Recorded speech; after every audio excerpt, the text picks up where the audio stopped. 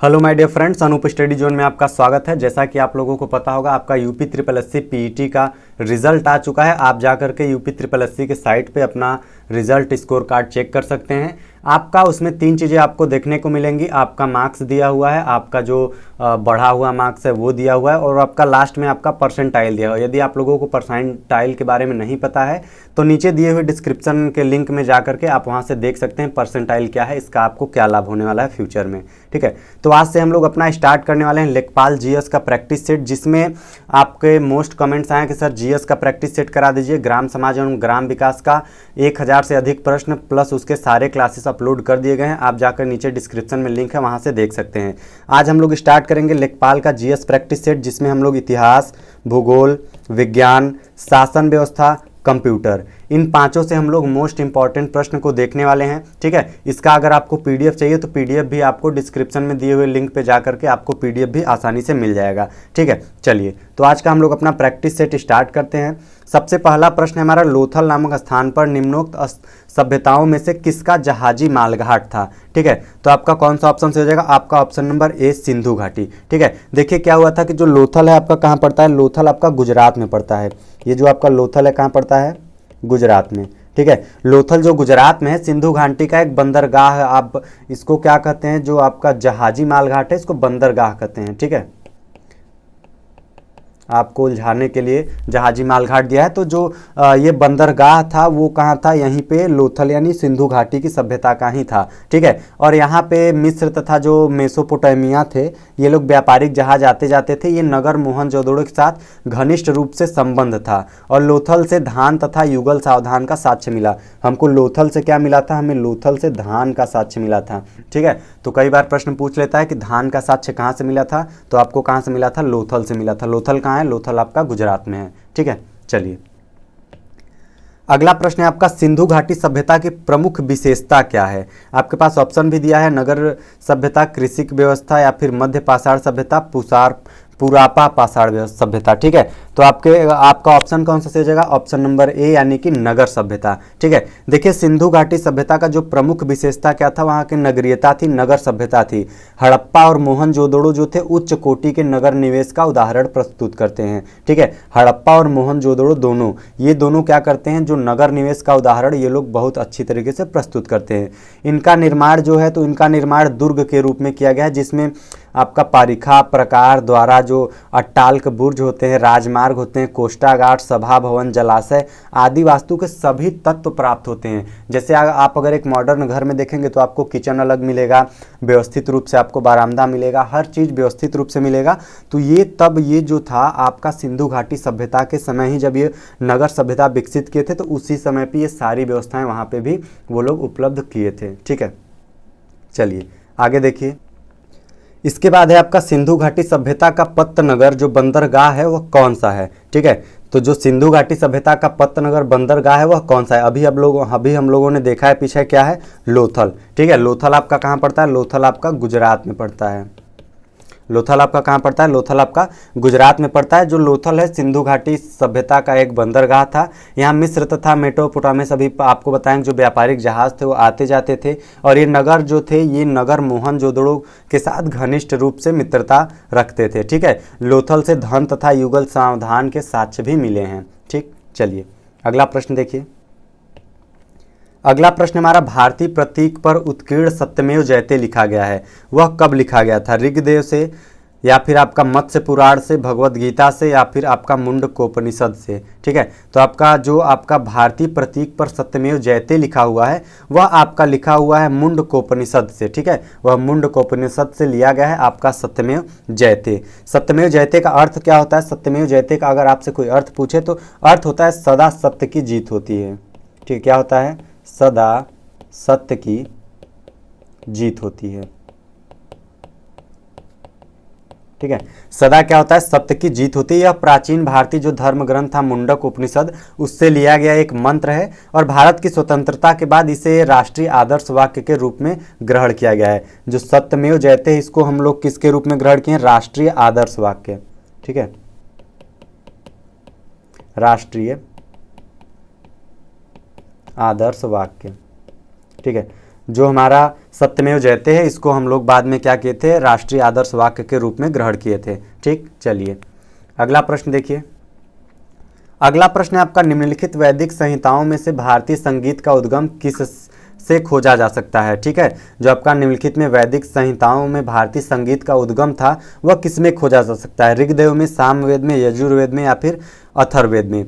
देखिए तो ये किसमें आपका खोजा गया, भारतीय संगीत की उत्पत्ति का जो मूल रूप है वह आपका है सामवेद। ठीक है, यहाँ से क्या हुआ था, यहाँ उत्पत्ति का मूल रूप था, मूल रूप। ठीक है, जो सामवेद था, सामवेद था संगीत की उत्पत्ति का मूल रूप है। सामवेद में साम का अर्थ होता है गान, जो सामवेद में साम आप देख रहे हैं, साम का अर्थ क्या होता है, साम का अर्थ होता है गान। इसकी जो ऋचाओं का गान करने वाले ब्राह्मणों का उदात्त कहते हैं, वो वेदों में समावेद को भारतीय संगीत का जनक माना जाता है। अब इसको भी 3 शाखाओं में बांटा गया है। अगर आप सामवेद के बारे में पढ़े होंगे तो ये 3 शाखाओं में बांटा गया है। ठीक है, आपके कौन कौन से शाखाएं, आपका एक कौथुम है।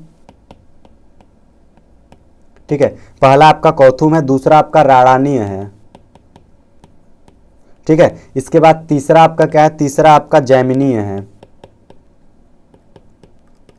ठीक, देखिए तो हमारा जो सामवेद है, सामवेद को 3 शाखाओं में बांटा गया है। आपका पहला है कौथुम, दूसरा है रणनीय, तीसरा है जैमिनिया। ठीक है, सामवेद का जो साम का अर्थ होता है, साम का अर्थ गान होता है। अगला प्रश्न देखिए, निम्नलिखित में कौन एक सिंधु घाटी सभ्यता की खोज करता थे। ठीक है, यहाँ से आपसे प्रश्न है, सिंधु घाटी सभ्यता के खोजकर्ता किसको माना जाता है, तो ये आपका माना जाता है दयाराम साहनी को। किसको माना जाता है, दयाराम साहनी को। इन्होंने लगभग वर्ष 1921 में, कब, वर्ष 1921 से 22 माना जाता है, इन्होंने क्या किया था, हड़प्पा सभ्यता में सिंधु घाटी स्थल के उत्खनन कार्यों का निरीक्षण कर रहे थे, जिसका आपका जॉन मार्शल के निर्देशन में साहनी को 1931 में भारतीय पुरातत्व विज्ञान सर्वे जो होता है ASI के महानिदेशक नियुक्त किया गया था। वह यह पद ग्रहण करने वाले प्रथम भारतीय थे। ठीक है, वे 1935 तक इस पद पर रहे थे। ठीक है, तो आपका सिंधु घाटी सभ्यता का खोज दयाराम साहनी ने किया था। कब किया था, वर्ष 1921 से 22 में किया था। किसके निर्देशन में किया था, जॉन मार्शल के निर्देशन में किया था, जो कि 1931 में भारतीय पुरातत्व जो होता है आपका ASI के महानिदेशक नियुक्त किए गए थे। ठीक है, चलिए इसके बाद है सिंधु घाटी सभ्यता जो है उसमें आपका बृहत स्नानागार या विशाल स्नानागार निम्नलिखित में से किस नगर में पाया जाता है। ठीक है, तो यह आपका मोहनजोदड़ो नगर में पाया जाता है। किस नगर में, जो बृहत का मतलब होता है महान। ठीक है, बृहत का मतलब होता है महान। जो स्नानागार पाकिस्तान के सिंध प्रांत में पाया गया है। कहाँ ये पाया गया है, यह आपका पाया गया है पाकिस्तान में। ठीक है, पाकिस्तान का एक सिंध प्रांत है, मोहनजोदड़ो में स्थित प्राचीन सिंधु घाटी सभ्यता के अवशेषों में प्रसिद्ध संरचनाओं में से एक है। विश्व का प्रारंभिक सार्वजनिक जलकुंड भी कहा जाता है इसको। ठीक है, तो ये चीज़ें आप याद रख सकते हैं। इसके बाद आपका पुरातत्वीय तथ्य दर्शाते हैं कि महान स्नानागार का निर्माण 3री सहस्राब्दी ईसा पूर्व से भी हो चुका था। ठीक, चलिए इसके बाद देखिए, इसके बाद है आपका सिंधु घाटी सभ्यता में लोथल निम्नलिखित में से किसके लिए प्रसिद्ध था। जो हमारा लोथल था किसके लिए प्रसिद्ध था, लोथल देखिए हमारा सबसे ज़्यादा बंदरगाह के लिए प्रसिद्ध था। किसके लिए प्रसिद्ध था, लोथल हमारा बंदरगाह के लिए प्रसिद्ध था। और यह जो लोथल था एक प्रमुख हड़प्पा बंदरगाह था। यहाँ पे व्यापार का केंद्र था, जो यहाँ पर था व्यापार का केंद्र था। ठीक है, ये क्या था, आपका व्यापार का केंद्र था, जो आपका 2400 से आपका 1900 ईसा पूर्व के बीच विकसित हुआ था। यह कब विकसित हुआ था, यह 2400 से आपका 1900 ईसा पूर्व। ठीक है, ये आपका ईसा पूर्व है। ठीक है, यह आपका 2400 से 1900 ईसा पूर्व के बीच विकसित हुआ था। इसकी जो बड़ी गोदी का आकार है, इसका जो सबसे बड़ी गोदी का आकार है, ठीक है, इसके बड़ी गोदी का जो आकार था, इसके बड़ी गोदी का आकार आपका 122 फीट, 122 गुणे 73 फीट था। कितना था, 122 गुणे 73 फीट का था, जो इसे अद्वितीय यानी कि सबसे अलग बनाता है। ठीक है, गुजरात में खंभात की घाटी में जो साबरमती की एक सहायक भोगवा नदी के किनारे स्थित है। यह किसके किनारे स्थित है, भोगवा नदी के। ठीक है, यह भोगवा नदी के किनारे स्थित है। ठीक, चलिए अगला प्रश्न देखिए। अगला आपका प्रश्न है, जो बुद्ध का निर्वाण स्थल निम्नलिखित में से कौन सा था। बुद्ध का जो निर्वाण स्थल था यानी बुद्ध की मृत्यु कहाँ पर हुई थी, तो बुद्ध का निर्वाण स्थल था कुशीनगर। ठीक है, बुद्ध की मृत्यु 80 वर्ष की अवस्था में हुई थी। ये 80 वर्ष की अवस्था में इनकी मृत्यु हुई थी और इनका मृत्यु कहाँ हुआ था, कुशीनगर के देवरिया में। ठीक है, कुशीनगर के देवरिया जिले में इनका क्या हुआ था, इनका मृत्यु हुआ था, जो कि आपका उत्तर प्रदेश में पाया जाता है। कहाँ पाया जाता है, उत्तर प्रदेश में है। ठीक है, उत्तर प्रदेश के कुशीनगर के देवरिया में इनकी मृत्यु हुई थी। जो ये अपना लास्ट जो भोजन अर्पित किए थे, यहीं पर भोजन अर्पित किए थे, ये कुछ खा लिए थे। ठीक है, इनकी कुछ खाने की वजह से ही मृत्यु हुई थी, जिसे बौद्ध धर्म में महानिर्वाण कहा जाता है। इसी को बौद्ध धर्म में क्या कहा जाता है, महानिर्वाण कहा जाता है। ठीक, चलिए अगला प्रश्न है। अगला प्रश्न है आपका, बुद्ध किस वंश से संबंधित थे। जो बुद्ध थे वो किस वंश से संबंधित थे, तो हमारे जो बुद्ध थे वो शाक्य वंश से संबंधित थे। वह किस आपके वंश से संबंधित थे, शाक्य से। गौतम बुद्ध का जन्म लगभग आपका हुआ था 563 ईसा पूर्व में। कब हुआ था, 563 ईसा पूर्व में हुआ था। ठीक है, बुद्ध का जन्म 563 ईसा पूर्व में हुआ था। कपिल वस्तु के समीप लुम्बिनी वन में हुआ था। इनका जन्म कहाँ पे हुआ था, लुम्बिनी वन में। ठीक है, इनका जन्म लुम्बिनी वन में हुआ था। ठीक, और इनके पिता का नाम, अगर पिता का नाम आप याद रखना चाहें तो शुद्धोधन था। क्या था, शुद्धोधन।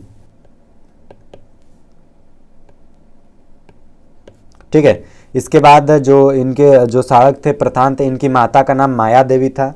इनकी माता का नाम भी आप याद रखिए, कई बार पूछा गया है। इनकी माता का नाम क्या था, माया देवी। ठीक है, इनके पिता का नाम शुद्धोधन था, इनकी माता का नाम माया देवी था। इनका जन्म लुम्बिनी के वन में हुआ था, 1563 ईसा पूर्व का में हुआ था। इनका बचपन का नाम देखिए, बचपन का नाम बहुत बार पूछा गया है आपके एग्जाम में। बचपन का नाम इनका सिद्धार्थ था। क्या था, सिद्धार्थ था। ठीक है, इनके बचपन का नाम सिद्धार्थ था, माता का नाम माया देवी, पिता का नाम शुद्धोधन। इनकी जन्म कहाँ हुई थी, लुम्बिनी वन में हुई थी। कब हुआ था, 563 ईसा पूर्व में हुआ था। ठीक है, ये आपके रहे 1 2 3 4 5। एक प्रश्न में आपका 5 मोस्ट इंपॉर्टेंट प्रश्न आ गए, और ये किस वंश से संबंधित थे, शाक्य वंश से। ठीक है, चलिए इसके बाद है, बुद्ध ने अपना पहला उपदेश था वो किस पार्क में दिया था। ठीक है, बुद्ध ने अपना पहला उपदेश कहाँ दिया था, उन्होंने अपना पहला उपदेश सारनाथ में दिया था। ठीक है, बोध गया में इनको ज्ञान की प्राप्ति हुई थी। जो बुद्ध थे इनको ज्ञान की प्राप्ति कहाँ हुई थी, बोध गया में इनको ज्ञान की प्राप्ति हुई थी। इसके बाद इन्होंने उत्तर प्रदेश में वाराणसी, ठीक है, आपका ये कहाँ पे आता है, वाराणसी में। वाराणसी में आपका क्या आता है, सारनाथ। सारनाथ में इन्होंने क्या किया था, सारनाथ में इन्होंने अपना पहला उपदेश दिया था। ठीक है, इसके बाद ये 5 भिक्षुओं के समूह में अपना प्रथम उपदेश दिया था। वहां पे कौन थे, केवल 5 भिक्षु थे। ठीक है, वहां पे इन्होंने 5 भिक्षुओं को बैठा करके उनको उपदेश दिया था। और इनके जो प्रथम उपदेश को आपका जो धर्म चक्र प्रवर्तन के नाम से जाना जाता है। बुद्ध को सारनाथ में 4 तीर्थ अर्थस्थलों में से एक रूप से वर्णित किया जाता है। ठीक है, चलिए अगला देखिए। किसकी सेना ने ग्रीक शासक सिकंदर के साथ झेलम नदी के तट पर मुकाबला किया था, तो किसने किया था, पोरस ने किया था। ठीक है, जो हाइडे स्पीच का युद्ध हुआ था 326 ईसा पूर्व में। कब हुआ था, 326 ईसा पूर्व में।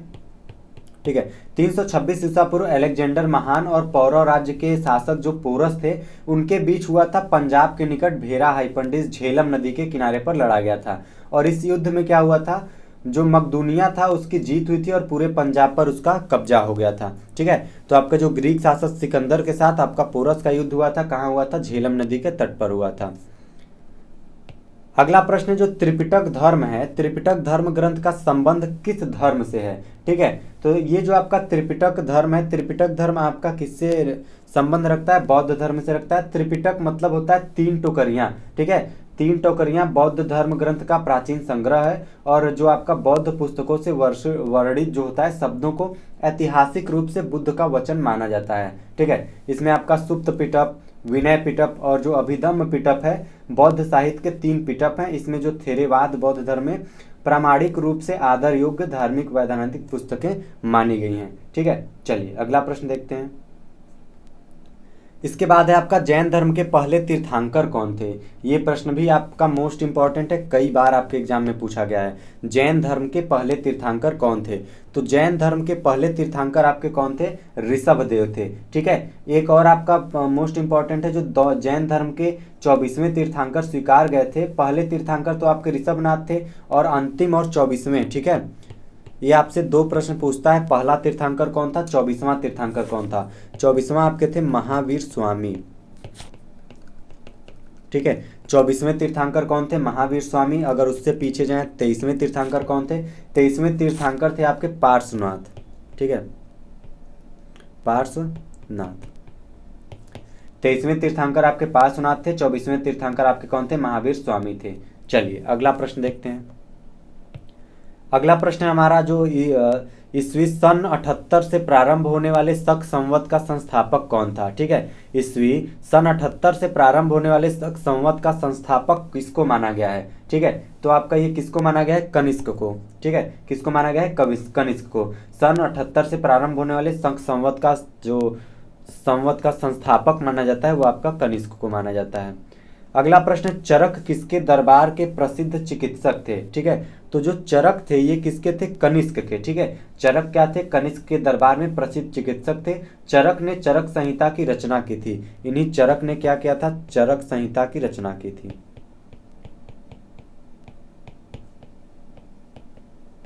ठीक है, इन्होंने क्या था, इन्होंने चरक संहिता की रचना की थी। यह औषधि शास्त्र के ऊपर प्राचीनतम रचना है और इसका अनुवाद अरबी तथा फारसी भाषाओं में किया जा चुका है बहुत पहले ही। ठीक है, तो जो चरक थे ये क्या थे, बहुत बड़े औषधि शास्त्र के ऊपर जो प्राचीनतम आपका बुक लिखे थे, रचना किए थे, वो सबसे अधिक प्राचीनतम है। इसके बाद है जो गंधार कला किसके अधीन फूली फली जो थी। ठीक है, जो गंधार कला किसके, तो ये आपका कुषाण काल के समय में जो गंधार कला थी वह किस समय में फूली फली थी, कुषाण काल में फूली फली थी। गंधार कला प्रसिद्ध प्राचीन भारतीय कला है जो कुषाण वंश के काल में पराकाष्ठ पर पहुंचा। कनिष्क के काल में गंधार कला का विकास सबसे तेजी से हुआ था। ठीक है, तो आपसे गंधार कला किसके अधीन फूला फला था, तो कुषाण काल में, लेकिन कनिष्क के काल में गंधार कला सबसे तेजी से विकसित हुआ था। ठीक है, चलिए इसके बाद है बौद्ध धर्म का संरक्षण कुषाण शासक कौन था। जो बौद्ध धर्म का संरक्षण थे कुषाण शासक कौन था, तो कुषाण शासक आपके कौन थे, कुषाण शासक आपके कनिष्क थे। ठीक है, कौन थे, कनिष्क थे। सर्वाधिक प्रसिद्ध जो कुषाण शासक कनिष्क के बौद्ध धर्म को संरक्षण दिया। चौथी बौद्ध संगीति जिसमें बौद्ध धर्म 2 विभिन्न संप्रदायों में, एक आपका हीनयान, ठीक है, एक आपका क्या हो गया था, हीनयान, एक आपका हो गया था महायान। हीनयान, महायान। ठीक है, एक हुआ था हीनयान, महायान में विभाजित हो गया था और आयोजन उनके शासनकाल के दौरान हुआ था, कश्मीर में हुआ था। उन्होंने बौद्ध विद्वानों जो वसुमित्र थे, अश्वघोष थे, नागार्जुन थे, उनको क्या किया था, आश्रय प्रदान किया था। ठीक है, चलिए अगला प्रश्न देखिए। अगला प्रश्न हमारा, जो गुप्त युग का प्रवर्तक था वह किसको माना गया है। तो गुप्त युग का प्रवर्तक आपका श्रीगुप्त को माना गया है। गुप्त युग का जो प्रवर्तक श्रीगुप्त थे और वो क्या थे, वंश गुप्त के जो गुप्त वंश का संस्थापक भी इन्हीं को माना जाता है। ठीक है, चलिए अगला प्रश्न देखिए। अगला प्रश्न है आपका, राजा हर्षवर्धन के दरबारी कवि कौन थे। ये भी आपसे इंपॉर्टेंट प्रश्न है। राजा दरबारी के जो राजा हर्षवर्धन के दरबारी कवि कौन थे, तो ये कौन थे, बाण भट्ट थे। ठीक है, बाण भट्ट राजा हर्षवर्धन के दरबार में एक आप कह सकते हैं अष्टान या फिर बहुत ही महत्वपूर्ण कवि या दरबारी कवि थे। हर्षवर्धन ने उत्तर भारत के पहले थानेश्वर में और बाद में कन्नौज में 606 से 647 तक शासन किया था। राजा हर्षवर्धन का शासनकाल कब से कब था, 606 से 647 ईस्वी था। ठीक है, ये कब था, 647 ईस्वी तक था। सबसे पहले इन्होंने थानेश्वर और बाद में कन्नौज, ठीक है, इन्होंने सबसे पहले कहाँ पे शासन किया था, थानेश्वर में। उसके बाद दूसरा कहाँ पे किया था, कन्नौज में। ठीक है, पहले थानेश्वर फिर कन्नौज में शासन किया था। चलिए, तो आज के लिए बस इतना ही। उम्मीद है आपके इस हिस्ट्री के प्रश्नों आपको अच्छा लगा होगा। ये आपके लिए मोस्ट इंपॉर्टेंट प्रश्न है जो आपके ये प्रश्न पूछे जाते हैं प्राचीन इतिहास से। तो आज के लिए बस इतना ही, मिलते हैं अगले वीडियो में अगले टॉपिक के साथ। आज के लिए बस इतना ही, धन्यवाद।